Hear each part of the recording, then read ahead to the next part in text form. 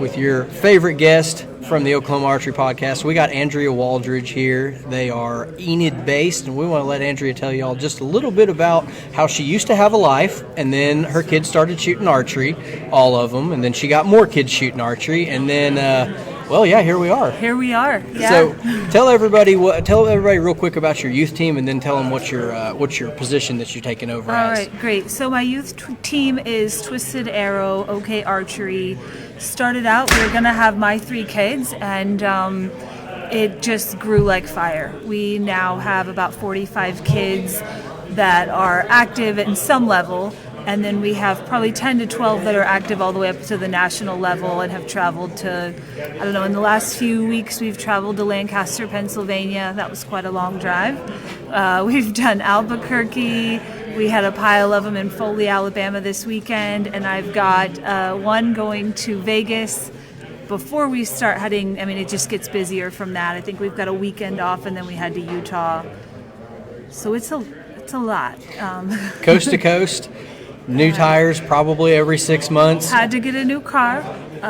Wore the last one out. It was a really nice car when we started archery, and later it had about 200,000 miles. I think we average about 40,000 a year, and I work from home. I don't drive very many places that aren't for archery.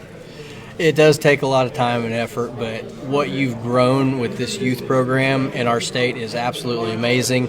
I see the Twisted Arrow jerseys. They're 30, 40, 50 deep anywhere they go. And that puts you on the radar from not just working with USA Archery, but now you are with S3DA Archery. Yes, so I'm also an S3DA Archery coach. Then that grew, and then I was the state coordinator. And just a few months ago, I got the title of Western National Tournament Director. So when we go to Vegas on Tuesday, it'll be so that I can run the S3DA portion of the Vegas shoot. And then I'll host in Utah, and then later in the summer in Montana. Oh wow! Yes. So all the faraway places. Did they not have anything close? There's just some really great locations. We bid them out. Indoor, we really like this Easton Center there in Salt Lake City. It's just a great facility, and while it's not exactly convenient for me, it is more centrally located for the western half of the country. And then Montana just bid it out, and they had done one there before and did a phenomenal job. And despite the 24-hour drive ahead, it's just a really great place to go and really nice scenery. We don't mind doing we drove to Lancaster, Pennsylvania. We drove straight home 19 hours, I think 19 and a half, something like that. Absolutely brutal. It but was worth it. Got worth to travel with the McSorleys and see absolutely. Zane's we first. Zane up there, him and Isaiah, the twins, as some people like to call them. The gruesome twosome. Yes, the gruesome twosome. They are that. But we had a really great time, and Lancaster was a phenomenal tournament. It was really cool to see Isaiah make the elimination matches. That's just kind of next level at that point. You can hear all that on his recent episode. I think it was 62 or 3 here a couple of weeks ago. So you can hear all about his trip and what it was like to be in the shoot-offs.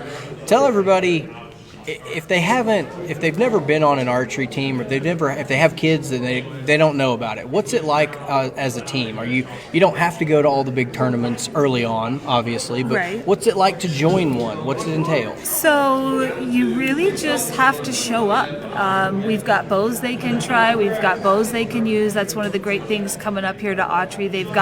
You see the cage back there on the video, I think, right now, yep. And that thing is full of Genesis bows, and that's a great starter bow. If somebody doesn't have one, I just got to set it to their draw length and give them some arrows, go through 15 minutes, and that quickly they're shooting a bow. We tailor it to you. So my team is set up as a nonprofit, and my goal is make it accessible to every kid and make it fit every family. That way, if you want to do a shoot here or there and use the borrowed bow and you're kind of interested, that's awesome. We're just as excited as we are for the kids that are crazy enough to follow us all around the country. We've got everything set up. We've had incredible donations. So we've got a bow press. We've got the targets at the house that we're getting ready this weekend to start 3D practice. You show up and we're going to guide you through the process and make it easy for you. So it can be as scaled down as you want it to be. You Absolutely. don't have to buy anything, don't have to show up with anything. If you have an interest, tell them where they can get a hold of you. Yes, so the easiest way that everybody kind of knows is our Facebook group, Twisted Arrow OK Archery, my Facebook, and my phone number's out there everywhere, so that's an easy one. I'll just put it out there to them, 580-603-5964. Pretty much, if you have a kid who's interested in archery and you ask around, I tend to be the person to get that phone call. It's about 40, 50 phone calls every day? Honestly, I probably, there are days that I take 20 phone calls, and if I stay under 30 text messages, I'm like, whoa, is my phone still working? It's been kind of a slow day. I say the easiest time for me is when I'm driving down the road, because I can only take the phone calls and not the calls while the texts are happening. So everybody out there that I talk to on the phone with, I'm sorry that I just go absolutely blank halfway through our conversation. It's because I got a text that just can't wait, and somebody's stuck or lost or confused, right. And I like to get those in and out as quick as I can. But it really does make it worth it when you get to work with people like Andrea that are taking dozens of kids across state lines to shoot archery. It's so cool watching them succeed. And I know one of my favorite moments, my little Eagle group won national championship in 3D for the team shoot, and them just running at me, just screaming, we did it, and hugging me and about tackling me to the ground. I mean, that's the highlight. There's so many amazing moments in between, but seeing those kids work so hard and pulling it off, making it happen, is really cool. I know you didn't get to go to Foley with us. No. But seeing some of the junior Eagle kids from Oklahoma wind up on the podium was enough to make your state director just about lose it. Had to keep sunglasses on. Right. You treat these kids and you see them, you coach them. You see them go through highs and lows, and when they put it together, it's just about enough to make it all worth it. Oh, yeah, and I know with our team, we focus on, we're a family. We travel together, we eat together, we trade kids. You never know. You look in the back of your car, and who knows whose kid you got and where yours went, and that's just how we approach it, because our number one focus is pouring into them to make them great archers, but honestly, in the long run, make them even better people. Yep. You get them shooting archery. They might stay out of trouble. They'll be in less trouble. Comparatively less trouble. Easier trouble to fix if you're a decent bow tech or maybe an archer. Right. The one thing they will do is probably spend your money once they get to that level. There was never any money. We didn't have any to start with, and then archery just made sure of that. I always think, imagine how well off I'd be if it wasn't for archery. I feel like I work my day job just to pay for the archery trips and all the equipment. I think I've got 20 bows at my house right now. It happens. Yeah. 3 years ago, I'd never even touched a bow. We have seen one of the very few times Andrea has shot her bow was right here at the Autry Tech Center. So anybody can come do it. It's open to the public. There's no cost to you. It's something that is government funded. So if y'all are out in Northwest Oklahoma or anywhere, come check out the Autry Tech Center. They're here most nights a week. I know Andrea's team will practice. They'd be more than happy to accommodate you. Or sometimes it's as easy as just answering questions for people. Mm-hmm. I mean, you don't what's the biggest reservation people have had about coming out to try archery? A lot of times it's the parents going, I've never done this. I don't know what I'm doing. And so they just assume that it's going to be difficult. And I'm like, bring me your kid and give me 15 minutes and you will be shocked. And I have one family that, they've never really shot, and their daughter was, I think, in the top 10 nationally after just a little over a year of shooting compound. And they keep saying, we just love that it's her thing. We don't know anything about it. We're just figuring it out as we go. But she has done all of this. So that's always a big one. I mean, just seeing those kids, they figure it out. They're whizzes at this stuff.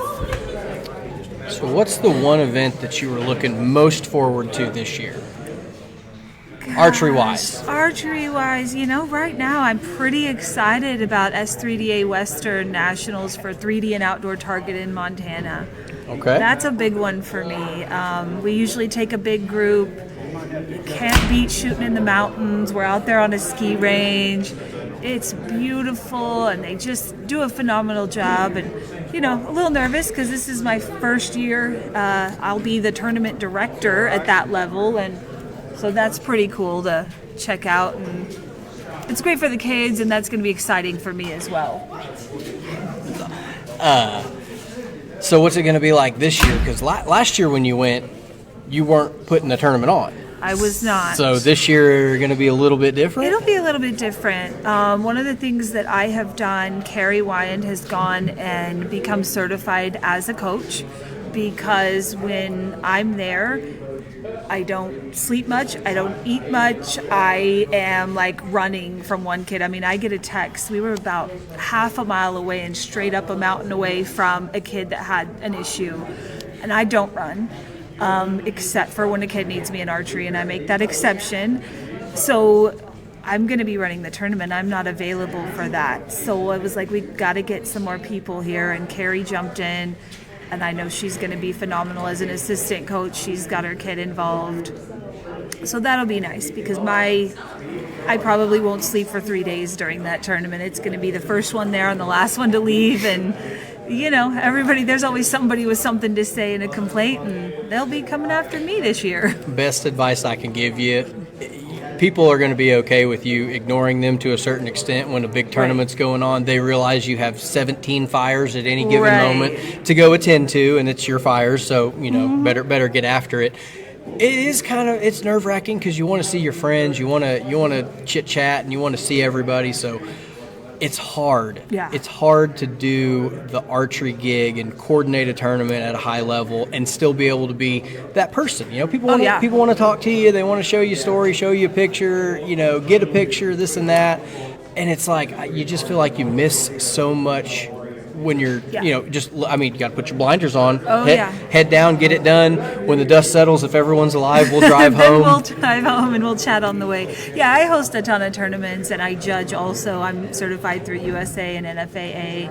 And, I get done, and I'm exhausted. And I'm like, what even happened today? They're like, did you hear this? Yeah. Nope. I heard nothing. Didn't hear a word.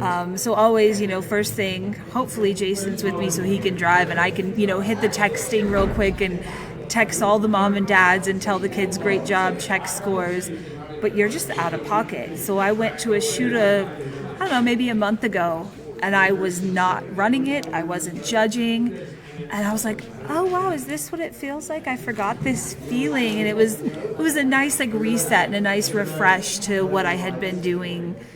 Made me realize, you got to kind of balance that out. You can't always be the one running the show because it's exhausting.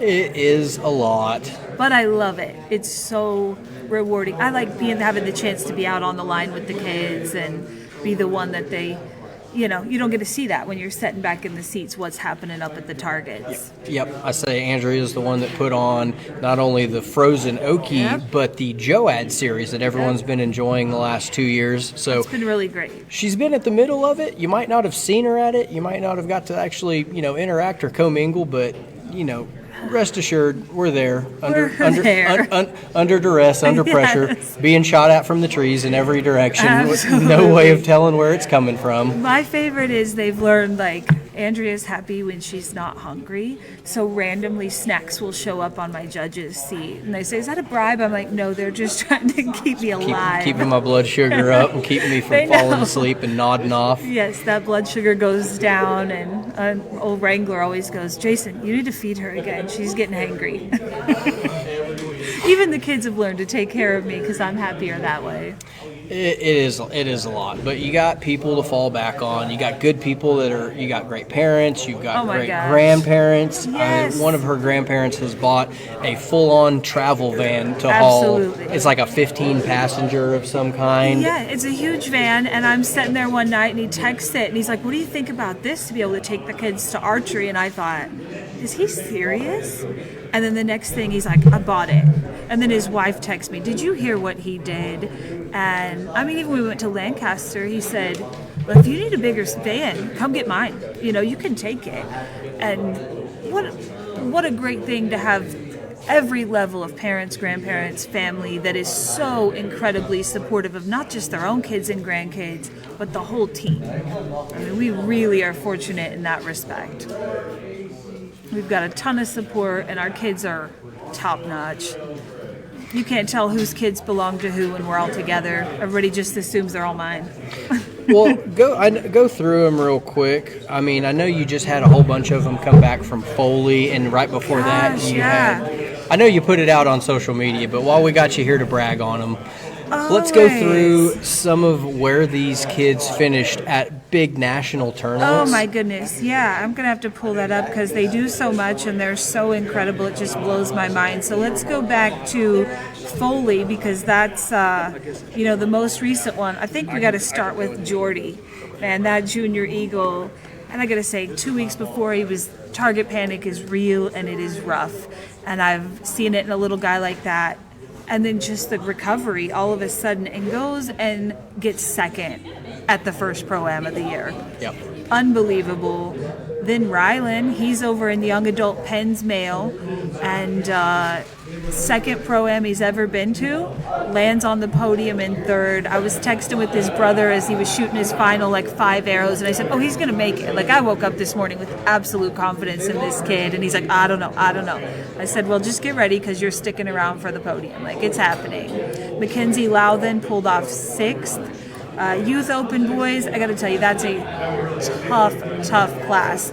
They're getting ready for young adult, and these kids are shooters. So we had Wrangler and Zane in there that placed super well. Mason and Youth Penn's boys, he was 18th. Then, let's see, I guess we got old Isaiah. He made the podium second in young adult male. By how many points? What was he, maybe 6 points? Probably would have been better to set the sight on the first target. Listen, don't ever start your weekend off by not setting the sight and shooting a 5. That kid, I'm like, how'd you score? I got a 5. What was your total score? 5. Yeah, so those will stick with you. But despite shooting a 5, he still came back and got second, got in the money. Super cool. And then old Jack Shaw came around. I think this was his first Pro-Am, and Definitely. He got 9th. Yep, and he had a bow had a rest break loose on his target bow. We saw him coming off the round on the practice bags, and I was like, that can't be good. No. Not a good sign. Saw him the next day with his dad's hunting bow rigged up with his stabilizers in sight. Gosh. So the kid had a complete equipment mechanical failure of certain kind. Mid-Pro-Am, you shoot 2 days, 2 scores, 20 targets each day. Basically at halftime, he said, okay, change it up. We're going to have a whole different ball game. That kid's a shooter. He got 9th this time with that going on. You will be seeing him on the podium in no time. He puts up some monster scores every day. He beats me. He shoots in the men's known 45 class here, and then young adult at the Pro-Ams. So back home, he's competing with grown men, and it's not even close. And he might just put up a 32 up one day and just smoke everybody. He's got that going on. There's really nowhere I can hide from him. And this kid's, he's this tall. Yeah, you see him with Isaiah, and they're quite a pair. So you got to send him with bail money to the next tournament. Oh, for sure. There's just no way we're going to be able to keep them out of trouble together. No, they're something else together. But before that, we had gone to Albuquerque. Now, that one's super cool. You shoot it, you pick a location, you go, and then the whole tournament happens at 16 different locations across the country over about 2 months. And then eventually they go back and they combine all of the results and tell you where you're at. And there's 2 tournaments for that one. There's JOAD, which is the youth, and then there's USA Archery, which has youth divisions as well, but also can include adults. Going through here, and I'm talking hundreds in each division, thousands of people all over the country shot in this. So these placings, they're impressive. Isaiah and JOAD came out 9th in the country. Cody Boatwright was 46th. Wrangler Trammell 54th. Little Jordy again, 27th in the country. We had Eli Niemeyer. I think that might have been just his second national shoot. He pulled off 41st. Case Nichols, 20th. Halston Abbott. Man, this was her first national tournament. She was 15th, and Karsten Trammell was 8th. And then they all did similarly in USA Archery. There's a few more in that one, so they may have dropped, a place or two there. But on the national scale, those placings are incredible. Tell us some of the parents that might not be familiar with archery.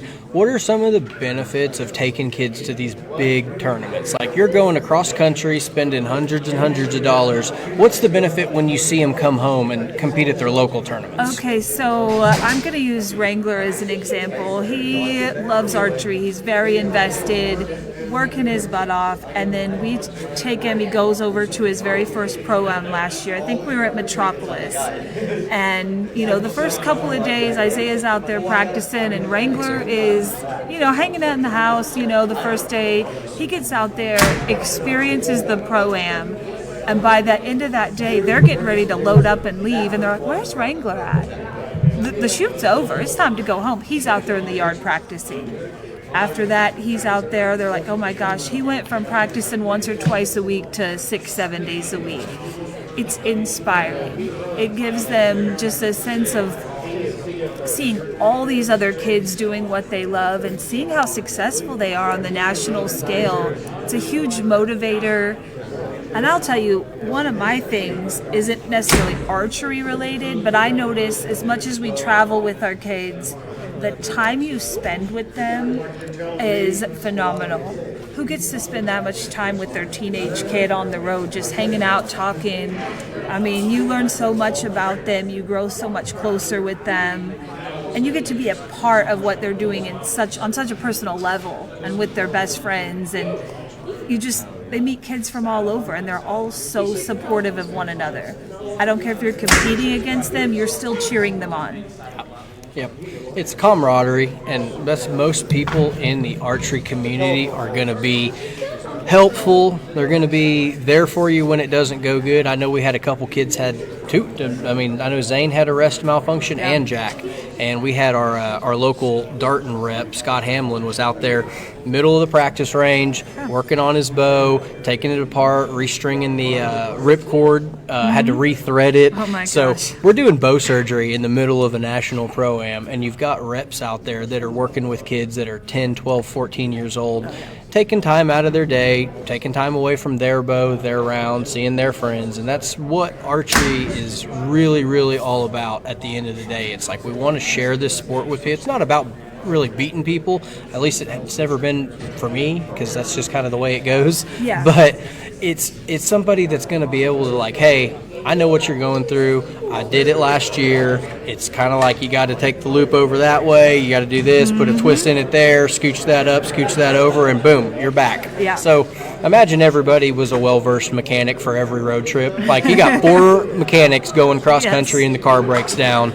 You're probably going to make it. You're probably going to get there. Well, and the camaraderie and the support that they have for one another within the kids, we really focus on the only person that can beat you is yourself. Like, no matter where you place, like, you're trying to do your best, and it's such a mental, it strengthens, mentally and emotionally, and they don't want to beat somebody on their worst day. If I win, I want it to be again on your best day. I want to earn it, not just be handed it, and that's really important with the kids. So it's fun to see them. I mean, shoot, if somebody's got a breakdown and they've got a bow in the back of the car that'll fit, I've seen kids hand it to them going for nationals. They're also supportive of one another. Well, I know we've talked a lot about the kids. Let's segue to the young adults. Tell us a little bit about how S3DA, US Archery, ASA, just archery in general, how does that prepare him for college, and what's it like having a senior? I guess he's a senior now. No, he's a junior, but it's already hitting. So what is it like when you're looking at colleges for your kid to go shoot archery at? Like, what's that process? It's kind of unbelievable. I mean, when you're not a traditional athlete, you might say, you kind of don't expect that. And when we got into archery, we certainly didn't know college, competitive archery was even an option. The first thing I'll say is S3DA, that stands for Scholastic 3D Archery. If you win state, you win nationals, or on the podium, I should say, as a young adult, you get handed a stack of scholarships. And it's a lot of money. Though it's different schools, you'd have to pick one. You can't combine them. But these colleges are recognizing what it takes to be at that level, and they want you there. So in the past, being a junior, that's when they can start talking to you. And some days my phone rings. I was driving down the road and it was a college coach from Missouri. Hey, heard about your kid. Love to talk to you. And I heard about your program. Who else do you have coming up? Because if you're bringing this up, there's got to be more coming. Isaiah got a message from another college the other day, and we're new to it, so we don't know what to ask, what to say, and reaching out to the other moms with college freshmen and going, how's this working for you? What do you think about it? What are we even supposed to say to them? So what you're saying is you'll turn your kid over to a stranger to drive him cross country for a tournament. That's coming. But if they're going to keep him, we need to actually vet them a little. So for a weekend, you're not worried? A weekend, I'd probably send him with some sketchy characters. He's a big boy. I think he'd make it. Oh, if he got kidnapped, they'd bring him right back. Listen, if you kidnap him, you worked hard for it. That's going to be a lot of legs and arms to stuff in the trunk.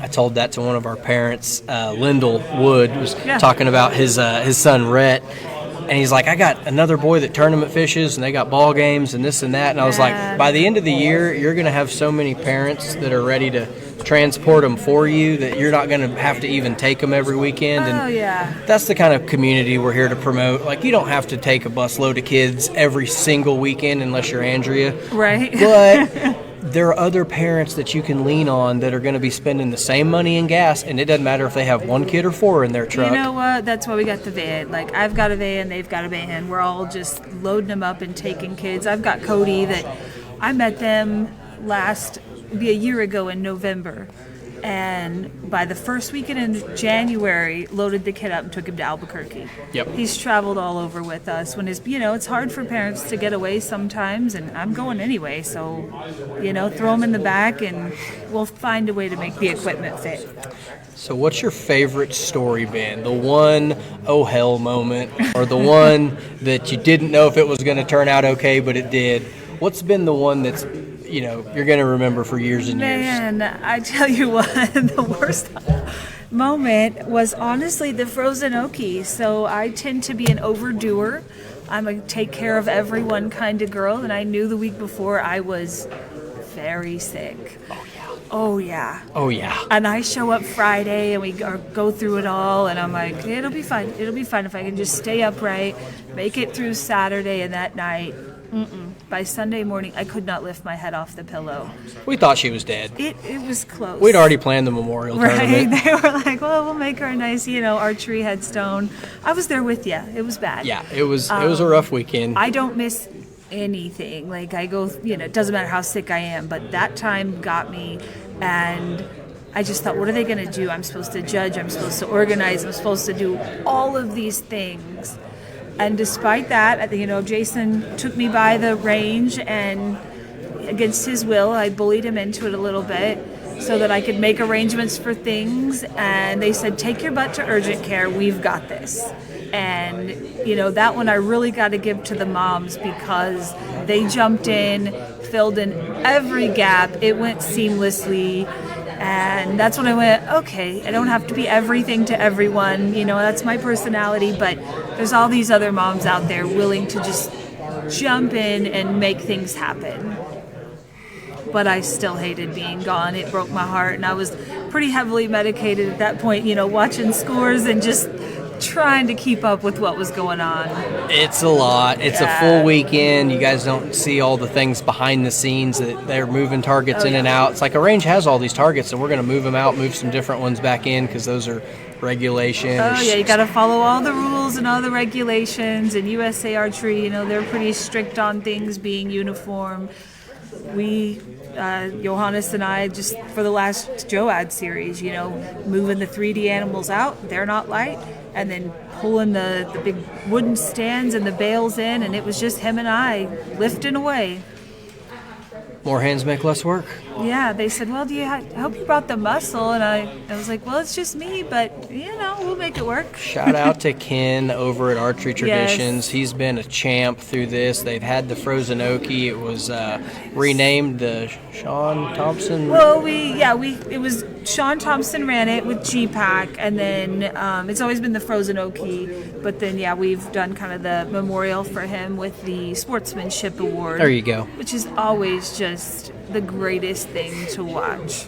Or we'll have everybody always shooting for the gnome, which is the angry German, and so you got to hit the most nines, because Angry German's 999. Yes, U.S. Archery, they shoot the baby 10 ring, so it's an X for 10 and everything else for 9. It's really easy to hit the 9, but it's quite difficult to win the gnome. We had Austin McDowell shooting not to win, but shooting to win the most 9s. Yeah. He's like, I'm putting 13 clicks in my sight to the left and aiming at the middle. Yes, the competition for that. We had adults and kids that were like, who cares if I win my division? I'm going for the gnome.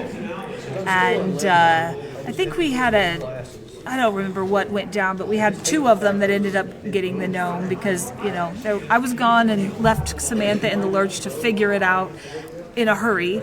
So there was a little bit of a thing, and what's the kid from Joe's team? The one that's Talon Denton. Yes, and then Wrangler Trammell. Yep. And man, you've never seen a kid so excited to get a statue of a gnome. This is a yard ornament for everybody at home. It's got the hat, the beard. Yeah, it's the whole thing. It's very much just a garden gnome. Golly. Well, Andrea, thank you for sitting down with us, and thank you for everything you're doing to grow and promote archery. You as well. You're doing big things. You gotta pat yourself on the back for all the ASA, the Oklahoma Archery Podcast, Triple-C. Archery's growing. Yep. It is moving in the right direction. There's so many hands on deck. There's so much room for everybody to blossom together and support one another, and it's really nice to see that happening. It's good to be surrounded by good people. Yes. It's a small enough community that the bad ones they don't stick around very long. Yeah. It's kind of a self-policing thing, and that's not to say we're cliquey or we're hard to get along with, but bad gas travels fast in a small town. Yeah, and the one thing is, you show up as a new person, I guarantee you have a pile of new friends before you get back in that truck and head home. Oh, yeah. And if you don't know, you show up to an ASA qualifier and you say, hey, I really don't know what's going on, here's my bow. There's going to be 10 people willing to say, hey, this is your division, let's go to the practice bags and set you in the right direction. Oh, yeah. It's a good community. Y'all contact us on Facebook. Anything Twisted Arrow OK Archery. Yes. Is it just kids or is it adults as well? Okay, so this year they twisted my arm. Jason and Cutter, honestly, were the ones that were like, hey, we want to be a part of this too. And so we added an adult division or, part of our team. So we've got you. You're on our team. And then we've got, I don't know if I classify as an adult yet. Listen, well, Mentally, I can vote, but they go by the age on your birth certificate, on your driver's license. Say, so you Cutter and Jason just wanted to compete against kids. Yes. Me, I get beat by him enough already. I don't want any part of Jack Shaw or Isaiah or any of them. Oh, goodness, no. And Jason, he really is kind of over that because, the kids shoot up around here. So they don't just mess around. They come take the old guy's money, and so Jason turned 49 and he's just counting down one more year and I don't have to compete against these kids anymore. And then we've got Carrie, who has just been doing amazing this year. She hit her first 30 in Albuquerque. How you pull that off at the national shoot is just and that's crazy. USA Archery 30. It's USA. Yeah. That's baby 10. 10s. X is 10. Yes. Nothing else. Don't even think about it. Don't try. 23s or under. That's hard to do. Oh yeah, little arrows and little 10s, and she pulled it off. My favorite thing, she's the mom, she's the adult, and when she does something great at the target, she'll take a picture and still sends it to her dad. I love that. I get so excited about that because we're all just that excited to be here and hang out and shoot our bows. And we come up on Thursday night. They travel, it's got to be from here to Ceiling, over an hour. Yeah. And they make the trip every week. Every week. Just so we can all hang out and shoot. we'll drive for it. You guys have a lot of resources out there. If you don't know about them, just start clicking on archery stuff on Facebook, and it'll start feeding you more archery stuff. Man. That's the good thing about social media. Well, no matter what you click on, you're going to see a little bit more of it. So if it's motorcycles and bass boats, hey, that might be your thing. But if it's bow hunting and tournament archery, give us a follow. Absolutely. Twisted Arrow, OK Archery, Triple-C Archery, doing a lot of stuff around an archery range near you. Big stuff coming soon. So always. y'all keep right here. I'm gonna go hit